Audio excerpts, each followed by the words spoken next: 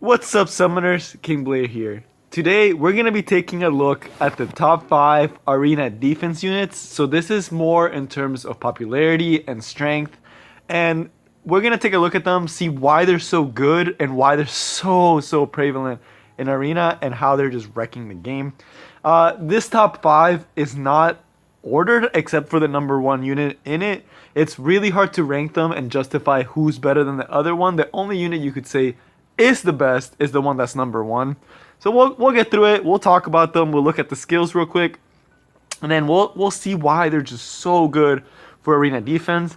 So to do this list, I looked a lot at the actual top 100 here and the top 100 arena. That I'll show you guys a picture that someone put up, and I think the person that put up that list, their name is on the top left corner.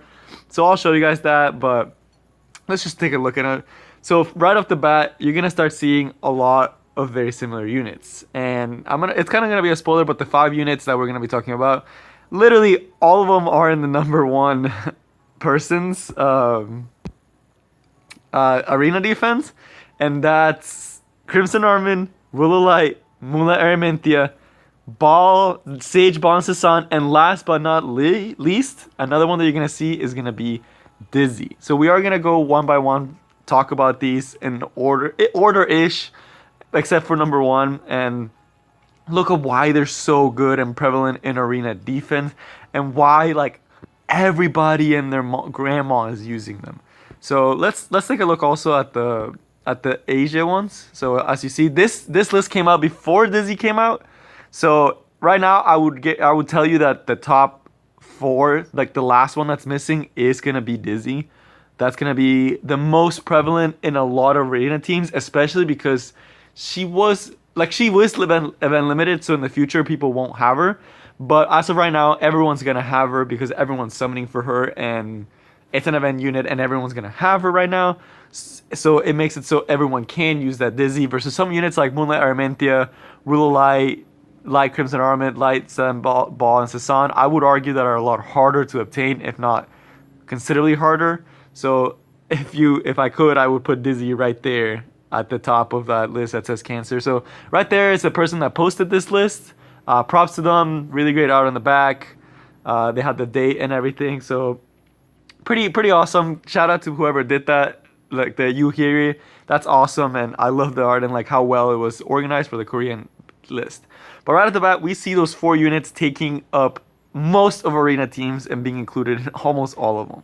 And now with inclusion of Dizzy, also her.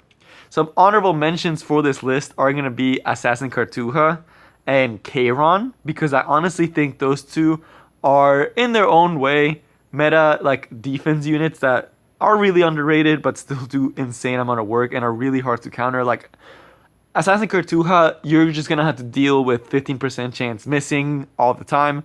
And then Moonlight Ken, it's just really like, not Moonlight Ken, just Dark Baal Ken is something else, but Kayron, I also think it's very hard to deal with. If you don't have the right team come up against him, you could get one-shotted by just him. Same to Moonlight Ken. I guess he should also be included in this. 3 very strong arena defense units, like shout out to them. And Jurado, of course. Like they just have their own niches, and you can see why they use them. But we're just going to talk about the top 5 for today. So let's go back to the game. Let's take a look at each of them and where I would kind of place them, and not overall ranked, but let's just talk about it in an order that I personally think, but no order in particular. I keep saying order, but it's not ordered.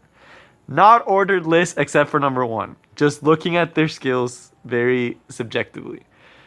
So let's start with number 5, which will be Moonlight Ariminthia. So she's the one that kind of started changed everything, honestly, for arena, and changed a lot of like the dynamic in the game when she came out, because it was the first time that you got such a powerful unit that was so game breaking in arena, but at the same time so hard to obtain. So you can only get her through guild content, and she was just absolutely broken. It's complete opposite of when Moonlight Cess came out, which is what I thought the Moonlight heroes were gonna be like for the guild, but she's the one that came out and she broke the game. The recent, well, she didn't, yeah, she did break the game. She changed it completely. She changed the meta absolutely completely. Made resistance and will almost a must-have on all of your teams. And that's because of this third skill, which is the first time where you have a 100% chance to stun the whole team and a 40% chance to burn, which is her burn does a lot more damage than you guys think, because it's I believe it's based on an attack. Yeah, so it's based on her attack, and you usually build her fast and with a lot of attack, and she's just so threatening. And then she has the second skill that, like, when she hits with her first skill, she burns again and then procs her second skill. So her second skill, after attacking an enemy that's burnt, attacks all enemies and increases her combat readiness. So she just gets so much advantage while also having an amazing third skill. So this is only a 4-turn cooldown, and then with this skill, proccing and giving her 30%, basically guaranteed if she gets her third skill off and you don't have any will or resistance, she's going to be getting extra attack bar, going to be getting, making you more damage with the burn, doing AoE damage, and giving her more attack bar and combat readiness, so she can keep going and going. And by the time that you fully clear all the debuffs and get a better, like, be in a better state, she already probably has the skill back up, and it's just gonna burn you and stun you all over again. And it's so crushing when this third skill goes off. If you don't have a team prepared for it, you're probably gonna lose. Ruele and Moonlight Ariminthia became very meta at one point, because it was, you couldn't outspeed her. Like, the main way to kill her would be like outspeed her, get rid of her, and then deal with the rest.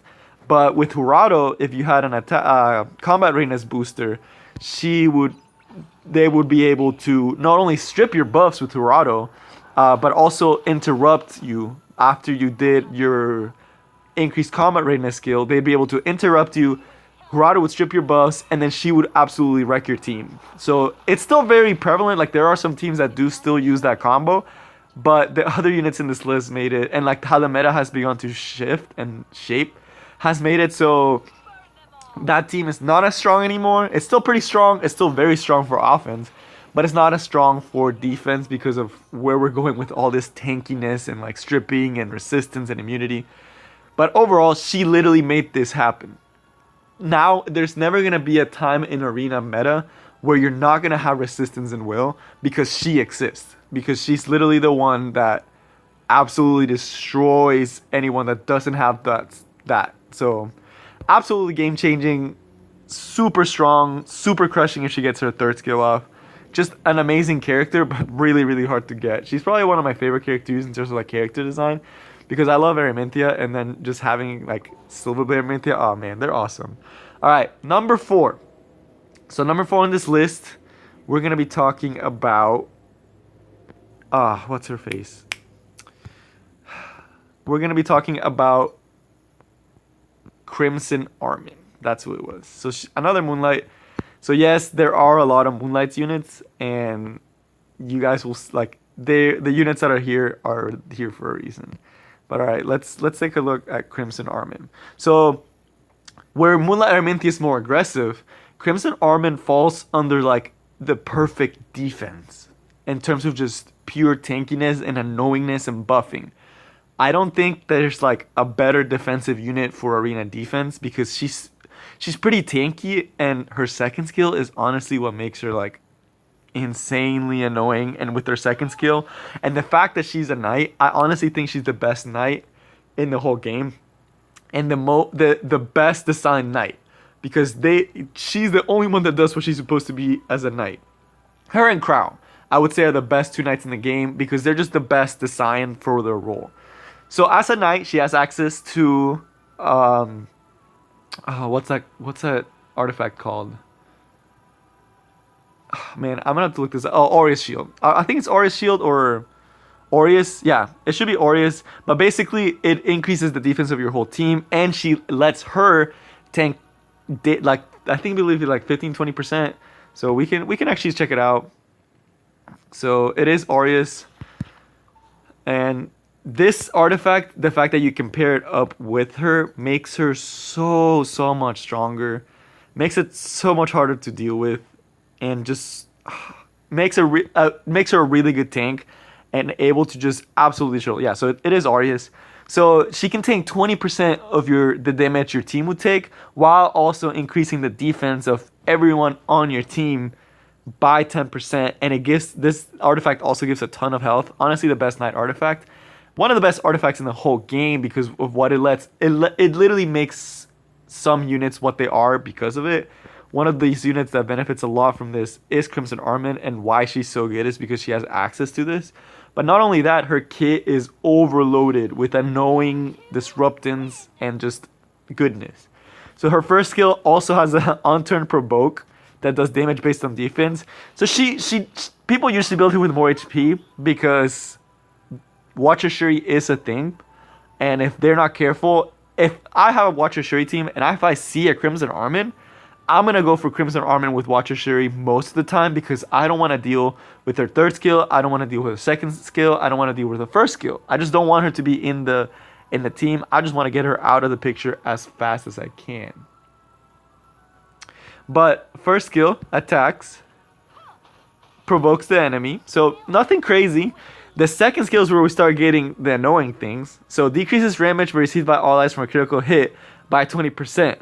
So this literally looks at cleave teams and like Watcher Shuri teams and all the teams that rely on big crit damage, even like Baiken and things like that, and just says, no, I'm not going to let you harm my team. And this 30%, I believe it does go up to, it does go up to even more than, 30% of your crit damage goes down. Like, that's insane. Imagine, like, if you have 250% crit damage, you're only doing 220% crit damage.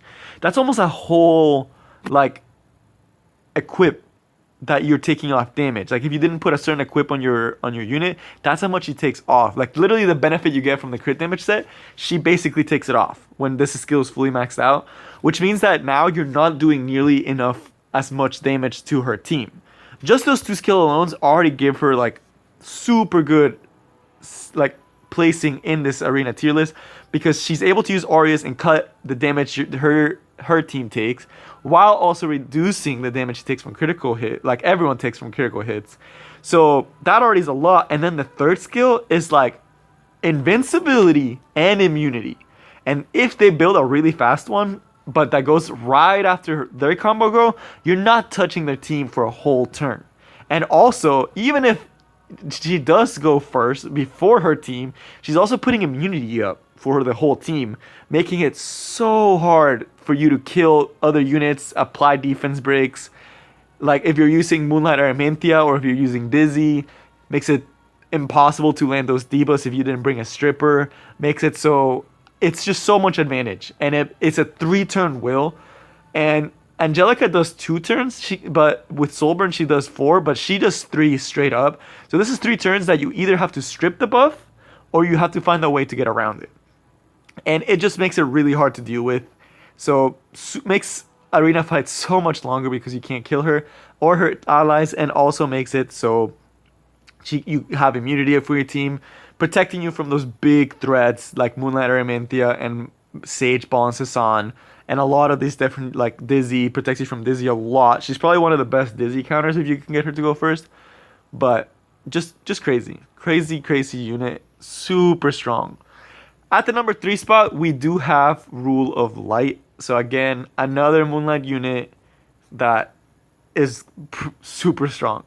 So Rule of Light, where Crimson Armin is the best defensive unit, Rule of Light is the best healer for arena defense because of all the stuff that she does. So the fact that she's a Soul Weaver gives her access to Water Potion Vial, which means that Wondrous Potion Vial removes 1 debuff every time she takes a turn. So having access to that makes it so now we talked about Moonlight Ariminthia, how she stuns everyone, and then we're going to talk about Mage, Baal, and Sezan and Dizzy, how they also apply like crushing debuffs and stuns. Having a Soul Weaver on your defense team that can start removing some debuffs from, like, let's say your Crimson Armin, let's say she gets stunned by Moonlight Ariminthia, and then Rule of Light takes a turn, takes off that stun from your Crimson Armin, and now you have invincibility and immunity for 3 turns to be able to deal more with what the enemy is gonna do. So first skill, again, is just literally just a heal. So that's already like pretty good, you know, that's actually really good. Just It's basically Destina's first skill where you're just healing your lowest health ally, which does go a long way, especially because we talked about Crimson Armin cutting back on the damage you received, and then also protecting you with immunity, and then having Rule of Light every turn being able to just heal as ally, especially like your tank if you're trying to focus the tank. It does get pretty tilting, especially because it is according to the ally's health. So the health, like the more health your unit has, the more it's gonna heal for, the harder it's gonna be to take it down. It becomes a very vicious cycle when Rule of Light and Crimson Armin are paired up in the same team. But honestly, any tank, even like Crow. The second one is summons a light pearl, dispelling all debuffs, recovering health, and granting barrier. So this is a single target skill, but it literally takes off all debuffs. And we talked about how having a unit that can take off debuffs is so important now that Dizzy and Moonlight Ariminthia are a thing. So having the opportunity to make sure that one of your allies completely gets everything reset and gets all of their health put back in a barrier. And this heal does a lot because it's based on the caster's health. So most of the time, it's going to heal all the way if you have your Rule of Light built correctly. And also it's going to apply a barrier. And just dispelling, oh man, just so much good stuff. Dispelling all debuffs is probably the best part of the skill. And the barrier is just a little bit extra bonus. Like, yeah, you're not going to get your attacks through because I have a barrier up. But the skill that makes her so good is her third skill, because it's one of the only revives in the game. Her and I believe Shooting Star Arcades are the only two units with a revive, which is what makes them so unique. But Rule of Light also revives an ally to full health. And guys, it's so tilting after you take down a big tank that you needed to take out, or a big like damage unit like Moonlight or Ariminthia or Sage, Baal, and Sezan or Dizzy, and you have a Rule of Light just come in and be like, huh, that was cool. You really did a lot of work there. Let me just put them all to full health and invincible, which basically guarantees them a turn for free. Just a 1 skill revive, and it's a 4-turn cooldown. What this basically means is either you're taking out Rule of Light first, or you're having to take out the whole team in 4 turns. And people are not going to let you do that. People are going to have very tanky units with some damage and just absolutely lock you down if you're not able to take them out. So like, if you have her, Moonlight Ariminthia, and Crimson Armin, you're going to try to take out Moonlight Ariminthia as fast as possible. She's going to revive them with invincibility, and then if you try to debuff the Moonlight Ariminthia, she can just put her a barrier, which means that Moonlight Ariminthia is going to get her turn. And her 4th unit could be someone that dispels. That's why she's just so strong, with the fact that she can fully heal someone and put an invincibility on them. That's just, it's such a broken revive skill. Shooting Arcades is more balanced, but Rule of Light, definitely, like, in terms of just raw annoying heal power, she's definitely up there. At the number 2 though, we have our only non-Moonlight unit in this whole list, Dizzy, and also probably one of the most acquirable units in the game, because she is the banner hero. If you don't have her, you should definitely be pulling her. I made a video talking about her already, more in depth, but we're gonna take a quick look at her skills again, more prevalent towards arena. And guys, I thought she was gonna be good in arena defense, arena, but I didn't think she was gonna be this good. But have to fight against her, it's so tilting going against a Dizzy. But I'm just glad that I have one and everyone has one, so it's something that everyone has access to. So it's more fair compared to like other units like Moonlight or Ariminthia. So straight off the bat, the number one thing we have to talk about is her base stats. So right off the bat, you guys see how fast she starts with. She already starts with 115 speed, and she already starts with pretty decent effectiveness. So it's really easy to build her so she can land those debuffs. So an effect resistance, she has everything you would want. So the effect resistance makes it so she's less likely to get stunned. She's less likely to get her buff stripped. She's less likely to just get any debuff applied to her, which defense breaks, so it's a lot harder to kill her because she inherently starts with effect resistance, and it's much easier for her to land her super good debuff moves because she already starts with 18% effectiveness, and she already has really good base health and defense, so you can build her fast, tanky, and with a lot of effect resistance and effectiveness, and she just becomes a beast at just making your opponent not be able to do anything. The fact that also her 3rd skill always misses but still lands the debuffs means that it doesn't matter if she's going against wind units because she's still going to land these debuffs. No matter what team she goes against, as long as your effectiveness is considerably higher, you can have pretty much an 85% chance of landing these debuffs. And that's just absolutely insane to me that you can do that and that's a thing. So the first skill, right off the bat, 25% chance to stun. It does attack 4 times. That's something that I didn't realize. So yeah, 12 hits. Does attack each enemy 4 times. So you have 4 times 25% chance to stun with this skill. You can also, this also means you can give her Zero Ren and Abyssal Crown to if you want to enhance this for arena defense, especially Abyssal Crown, because then you have the 25% chance from this skill plus the 25% chance from Abyssal Crown. Now you're looking at like a really high chance of just stunning. And even if you stun one enemy, you probably already disrupted the cleave combo or any type of arena offense team that they're running. You already disrupted them if you even land 1 stun on their team. But that's not even her broken skill. This is just like the butter on top that she gets every single turn once she uses her best skills. Second skill extends debuffs and reduces combat readiness by 50%. I actually think this is the highest combat readiness reduction that's AoE. So before we had Shadow Rose, and we thought Shadow Rose was crazy because Shadow Rose could increase combat readiness by 25 and decrease combat readiness by 25, and people were like, oh, that's a 50% difference. That's crazy. That's insane. And now we got Dizzy that does 50% chance combat readiness. So it's just like boom, boom, boom, boom. They're 50% less combat readiness, and you extended their debuffs. And then lastly, third skill, AoE attack that decreases decreases hit chance, decreases attack, decreases speed. This literally makes any unit, while they still can take their turns, it makes most aggressive units sitting ducks. For arena defense, the worst debuffs to have is that decreased speed though. Because now that means your team gets to take more turns, reduces your team's cooldowns, lets you lock them down more because they're slower, so you're able to get more stun attacks, you're able to get more immunity up, you're able to get more, like if you have a Diani, you're able to get more crit reduction. Just a lot of really good stuff once that decreased speed lands. And then the added benefit of just glancing hit and attack break just literally means if your Dizzy goes and they don't have a cleanser or someone that or you don't have immunity, you're gonna have a bad time because you're literally about to take some serious like hits to the consistency of your damage.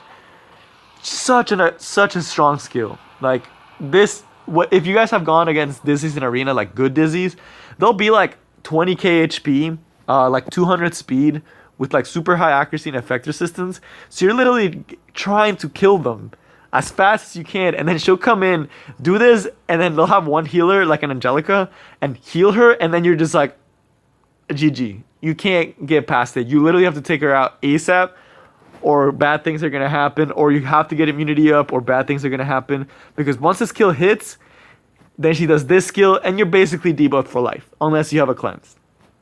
And then, oh man, it's just so strong. I'm so thankful that everyone can have her, so not a lot of people can complain as much about her. But then again, in like 2-3 weeks, when she's no longer an event, like she's no longer a banner, then people are going to complain about her because not everyone has her. But right now, I'm just happy she's in the game. And I hope she doesn't become like the next Diani in terms of like so polarizing to people that have her versus people that don't. But right now, most of the people are going to have her. So it's something at all levels of arena you have to watch out for Dizzy. She's amazing. She's super good at locking your team. But at the number 1 spot, this is the only unit in this whole list that I purposely put at the number 1 because they honestly are the best arena defense unit because of all that they do and how good they counter the other 4 arena defense units because of what he does. So Sage Baal and Sezan is insane. Following up the trend with ariminthia, where Guild War units are a lot stronger, Sage Baal and Sezan just completely blows ariminthia out of the water in terms of what he does and how strong he is. So let's just look at the skills, man. Like I can't even like talk about him seriously with like not having talked about the skills, and you can read it and you're like, what the hell? What were they thinking? So first skill, it's really nothing. It's literally just a sleep. It's like whatever.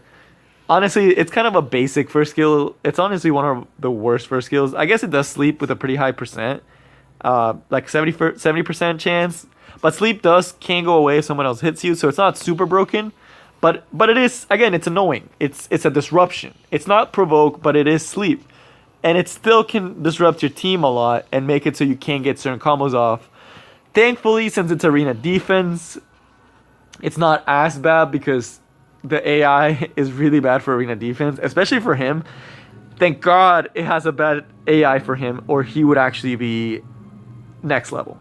But second skill is why everyone is talking about him. So he attacks all enemies by summoning storm clouds with 100% chance. This just becomes 100% chance to dispel 2 buffs. So we talked about how Crimson Armin gives you immunity and how important it is to have immunity because Moonlight Ariminthia will absolutely stun your team. And we talked about how it's game changing and game breaking. Now let's put both those skills into one. One that can break Crimson Armin and another one that basically does what Moonlight Ariminthia does, all in one skill. So has pretty much 100% chance to strip all buffs because most people aren't going to have more than 2 buffs. I don't think there's a team that runs like more than 2 buffs unless they're using Crowl and like Deanny. But most teams are only going to have 2 buffs. So it strips all buffs basically and then has an 80% chance to put them to sleep. That's literally like, what? And on top of that, that skill, just looking at that skill, I'm like, okay, that's pretty broken. Right? But they were like, it's not enough. And I'm like, how is this not enough? Every time this skill, if he hasn't used it, so if you try to outspeed and take him out like you do with Moonlight Ariminthia, it's not going to work. He doesn't need a Jurado to do what he does, which is why Jurado is not seen as much is because of him. Because he does Jurado's job, but better. Because he doesn't rely on your enemy boosting his own combat readiness. Rather, he relies on himself, just always getting 15% extra combat readiness. So Jurado gets 15% combat readiness when you use a skill that does not do damage. So like a buffing skill. And that's how he was able to interrupt. They put this passive, and that was his big passive. That's Jurado's big passive. And they put that passive with no restrictions on him. Where he basically just gets 15% for free to be able to do that. So that means that no matter what, and he's fast as hell. Like, he's like faster than Jurado. So he's faster than most combat readiness booster. 115. Super fast. Same speed as Dizzy. Super fast. So he's faster than all of these guys. So even if you get your combat readiness booster and you barely edge him out, he's going to get 15% combat readiness and just look at your unit and be like, at least you tried. Then he's going to strip all your buffs and put your whole team to sleep with 80% chance, which is most of the time it's going to hit at least 2 of your units unless you have effector systems, and if they don't have a really good one. Yeah, this is just one skill, guys. This skill, if it was split up amongst all the parts of his kit, there would still be a top tier unit. Even if this whole skill was someone's whole kit, it would still be a top tier unit. And that's how strong this third skill is. The third skill is honestly a detriment to him because it really doesn't do much besides just damage and a little bit of healing. But no one's going to build him tanky. That's already been shown. I don't think anyone out there has a tanky one. But the saving grace is that the AI in arena defense, and this is the only way to really counter him, if you're going against him, is honestly to use someone like Baiken, which is why I think Baiken's so strong for PvP offense, and use your skills on him. Even if he has immunity and you feel like I'm wasting my bleed, still use your skills on him, because you're going to use your skills on him. He's going to take a turn, but because his health will most likely be below like 50%, like I think if you do 30% of his health, he will use this third skill, which means that you get one more turn, or your units do get a chance to move after he uses this third skill. So you do get that grace period of not getting your whole everything, like your booty ripped up, because he strips everything and puts you to sleep. So that's just really nice, and I'm so thankful that at least this skill is actually a detriment to him rather than a benefit, and I'm so glad they made the AI that way. If they always made the AI use the second skill, this character would be like, you either have him or you don't. There's no in between. You're not going to be top 100 if you don't have him. But we can see in Arena that not everyone has him, and even though he is broken, he's still not to like he still has some kind of counter. So we see him on the top two, but then like the third one doesn't have him, the fifth doesn't, the sixth doesn't. So whether they have him or not, and they decided not to put him, that depends. But for the most part, he definitely is one of the best ones, if not the best one, because of just how much he does. But that's all I got for you guys today. I know this was a long video. Thanks for watching the whole thing. If you made it this far, click the like button, leave a comment. Thank you so much for supporting this my YouTube channel and for sticking around for the whole video.